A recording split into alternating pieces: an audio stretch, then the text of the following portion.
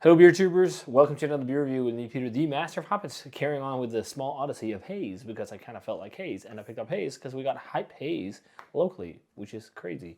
So in my review of the track beer, I mentioned we got Monkish and Root and Branch, and again the Monkish I've already reviewed. Foggier Window, which is, I gave that like a 97 when I had it the first time, but we're trying some Root and Branch now. And I haven't tried too much of their stuff, but a lot of people really love them. They talk a lot about their big, massive mouthfeels. And also, of course, the flavor profile has been great. So this is Root and Branch Displaying Arrogant Enthusiasm Double IPA. So double IPA on 8% featuring, it's a multi-oat and wheat double IPA featuring Citra and Strata hops. So there you go. These guys are quite well known in the craft scene in Europe because we get their stuff once in a while. It's released over here through Brewery, and people really, really enjoy it. Like, I see it all the time on social media, people just praising their stuff, their mouthfeels, their flavor profiles, whatnot. It's really fresh as well. That's really awesome. So when they've gotten these over, they've been really quick to get them over freshly. This was packaged the 6th of July, and I was quite late picking this up. So it's actually getting close to the 2-month mark, so it's not like as fresh as could be. But I think when this came, it might have been maybe a month or so. But I haven't shopped for hazies, and I just saw it and I picked it up because I've heard, about Root and Branch, and I haven't drunk hazies in a while, so I was like, yeah, let's try and see what's up. And then I also saw that Foggier Window. I was like, holy hell. But that's like only a month or so, maybe 5 weeks or something like that. Really fairly fresh. That's quite fresh. But yeah, let's check this one out. So pours a opaque, hazy golden yellow. It looks like every other hazy IPA these days, but it looks nice. There's a little bit of yeast gunks in the bottom of the glass.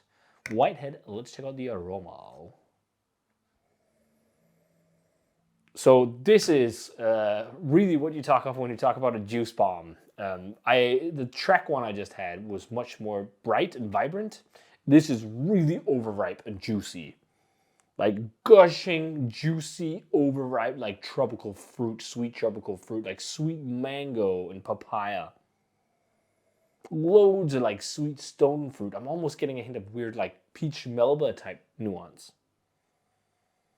Like this is really sweet classic juice, but maybe that's also part of the age. I don't know. Oh man, you can see it's heavily hopped. It's got a lot of hop gunks in the bottom of the can. There is also the malt character is quite there. I mean, it's such a pale beer, but I'm definitely smelling like toasty, bready malt, like almost like toasty, freshly baked kind of bready nuances, or just like toast you have in the morning, like straight from the toaster. I'm getting nuances like that, which I never get in hazies, which is interesting. It offers something different, but it's a very light nuance. It's actually also like jammy nuances too, like apricot jam or maybe even like a tropical jam, mango jam or something. Yeah, there's a bit of mango chutney. I'm also getting spice now, and I'm thinking like weird Indian nuances, but I'm also thinking a little bit of cardamom. Wow, my nose is just throwing me for a loop now, I think. Let's try it. Cheers.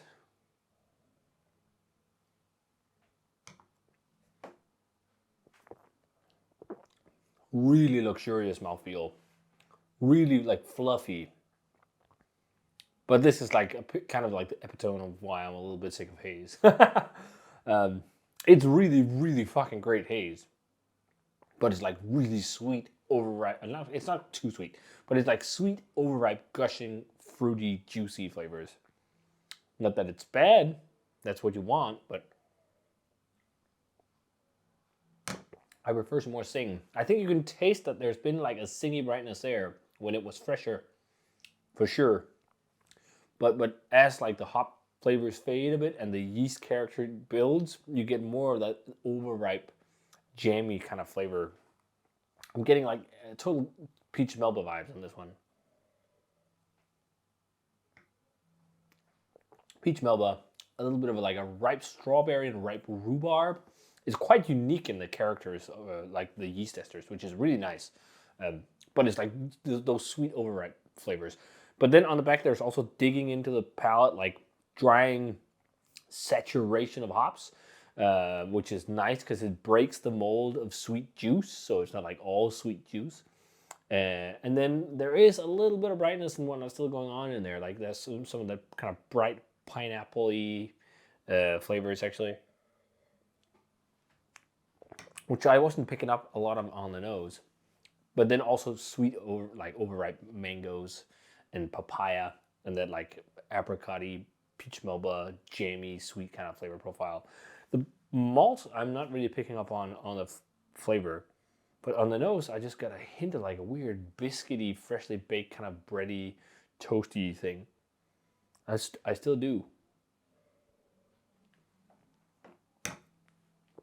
Very full bodied too. A really great mouthfeel on this one. It's totally nailed. So fluffy and airy and nice. It is a really damn great hazy, but I'm also not like crazy fired up. That's how it is every time I drink a hazy, I feel like. But besides a couple, like I think it's due to freshness. I think I'm just really picky with haze because I've had so much of it. That must be it. That must be why I'm like feeling a little bit let down when I have haze. That's not like max 4 weeks. It's so snobbish, but that's just how it is. I just think I like the track one a bit more because it was more like bright and zesty tropical Southern Hemisphere hops. That's it. But the passion fruity nuance of Strata is definitely in there too. But it's like almost like just like this mixed tropical fruit marmalade because it's sweet as well, like sweeter fruit flavors. But all those flavor profiles also sound really dope, and they are. But I'm just like in IPAs, I'm getting a bit like away from it. Again, back to the West Coast. But it's really good. And it's like a 92, 93, just like the Trek one. I think this is great haze. I think you're gonna love this if you're a haze boy. If you had, and I'm sure also I would have loved it more if I had it fresher. But like if you love haze, I think this is a must to check out for sure. Something like this. Again, there's a few root and branch beers available right now in Denmark.